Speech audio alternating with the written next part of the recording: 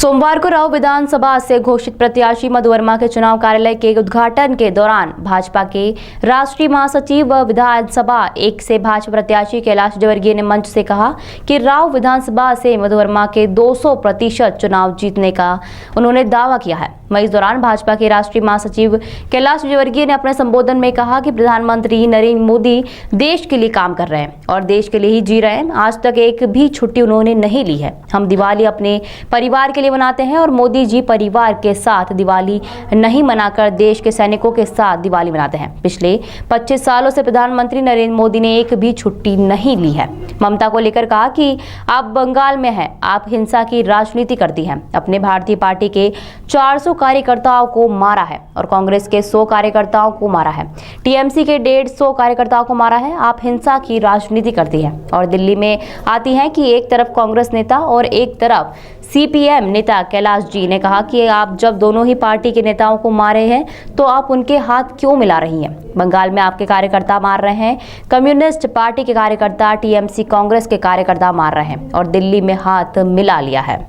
कैलाश विजयवर्गीय ने कहा कि सुमित्रा महाजन के बेटे मंदार महाजन को लेकर कहा कि पायलट की ट्रेनिंग लेता है। एक बच्चा गुजरात गया, गुजरात में अभी बाढ़ आई तो गुजरात सरकार ने बाढ़ में फंसे मनुष्य जानवरों को लेकर फूड भेजो। वहीं उन्होंने ऊपर से देखा तो एक बिल्ली चुपके से बैठी थी और दूसरी तरफ कुत्ता बैठा था और तीसरी तरफ एक चूहा बैठा जो ठंड से कांप रहा था, जो एक दूसरे को नहीं देख रहे थे। और कोने पर फिर सांप बैठा देख, कुंडली मारकर और नेवला बैठा देख, सब कोने में बैठे हैं और एक दूसरे को नहीं देख रहे क्योंकि नीचे बाढ़ बह रही है, क्योंकि उनकी जान को खतरा है। इसी प्रकार देश में मोदी जी ने बाढ़ है और सारे विपरीत विचारधारा के लोग आज हाथ मिलाकर एक दूसरे के साथ खड़े हैं और गठबंधन कर रहे हैं।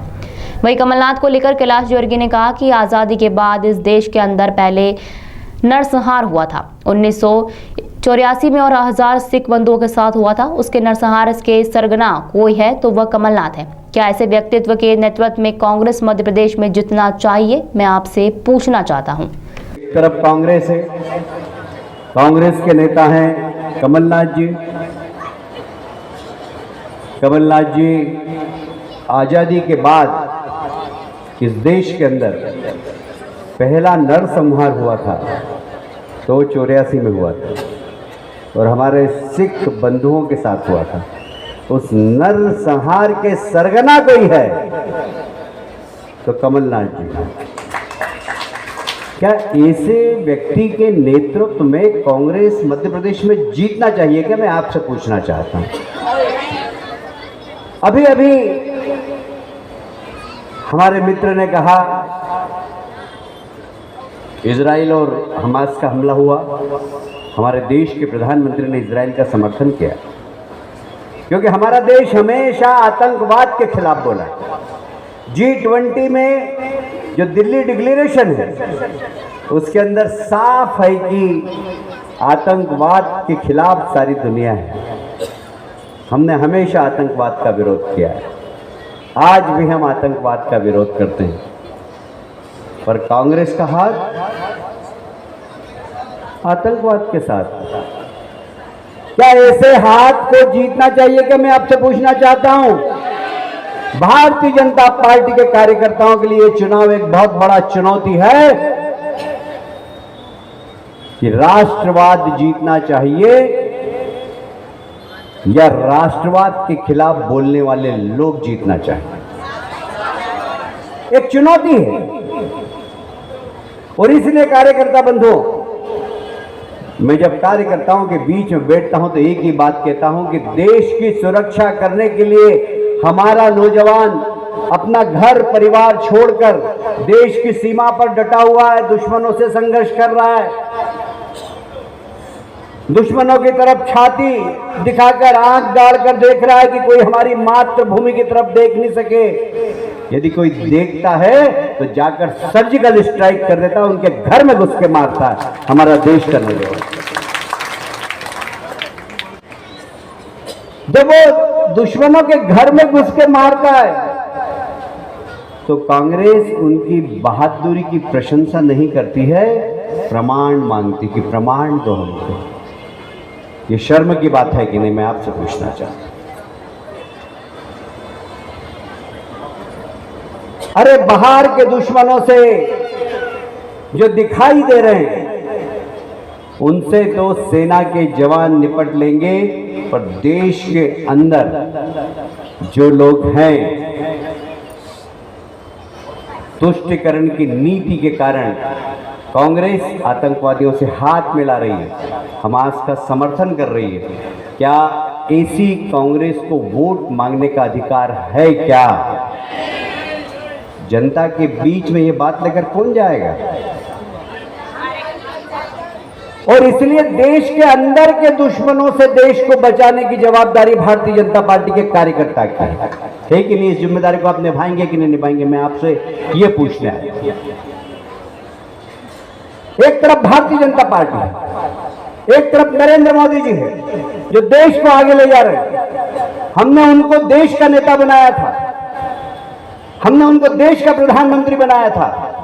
आज वो दुनिया के सबसे लोकप्रिय नेता हैं, ये उनकी नेतृत्व क्षमता का कमाल है। हमने G20 में देखा कि दुनिया की सारी बड़ी बड़ी ताकतें आसपास बैठी हुई है, हमारे देश के प्रधानमंत्री बीच में बैठे हैं लकड़ी की हथौड़ी लेकर और उस G20 की अध्यक्षता कर रहे हैं। सच में मुझे ऐसा लगा कि बहुत सारे शेरों के बीच में एक बब्बर शेर बैठा हुआ है।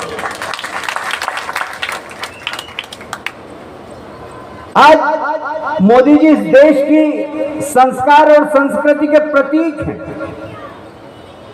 मैंने तो अपने जीवन में कभी किसी प्रधानमंत्री को नहीं देखा कि धोती पहनी, धोती ऊपर से लपेटी, हाथ में लोटा लिया, गंगा जी में डुबकी लगाई, जल लिया, त्रिकुटी लगाई और जाके बाबा विश्वनाथ को जल चढ़ाया हो।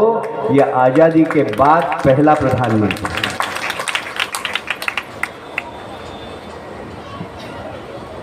भारतीय संस्कृति और संस्कार उनके आचरण में दिखता है। अभी अभी G20 में दुनिया भर के लोग आए, हमेशा आते हैं हमारे यहाँ मेहमान दुनिया के। गांधी जी की प्रतिमा पे जाते हैं, पुष्पांजलि अर्पित करते हैं। आप पुराने चित्र देखना, कोई जूते नहीं उतारता है। इस बार हमने देखा प्रधानमंत्री जी के साथ जब सारे दुनिया के नेता गए, मोदी जी ने जूते उतारे तो सारे नेताओं ने जूते उतारे और उनके साथ जाकर गांधी जी के समाधि पर पुष्पांजलि अर्पित की। मेरा एक दोस्त मजाक में कह रहा था कि यार ये बंदा 10 साल प्रधानमंत्री रह जाएगा तो सारी दुनिया के नेताओं को नवरात्रि का उपवास करना भी सिखा देगा।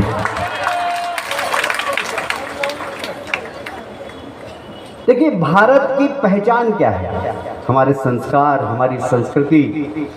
हम बचपन में शाखा में जाते थे तो हम थोड़े चिवल्ले थे, तो शाखा होती थी, नमस्ते सदा वत्सले मातृभूमि, वो हो गई, प्रार्थना हो गई, उसके बाद खेल खेले, फिर नारे लगाते थे एक देश में 2 विधान 2 प्रधान, विकेट होने के बाद नहीं चलेंगे। हमारे मुख्य शिक्षक से पूछते थे रोज़ की रोज़ शाखा लगाना, प्रार्थना करना, इससे क्या होता है? बोले देश को महान बनाना। अरे भाई, इससे कोई देश महान बनता है क्या? नहीं, अपने को देश को विश्व गुरु बनाना है। अरे इससे कोई देश विश्व गुरु बनता है क्या? देखते ही देखते शाखा में जाते ऐसी राष्ट्रभक्ति जगी कि आज भारतीय जनता पार्टी के कार्यकर्ता की हैसियत से काम करते हुए अपने आप को हम गौरवान्वित महसूस करते हैं। ये भारतीय जनता पार्टी के संस्कार हमको संस्कृत है।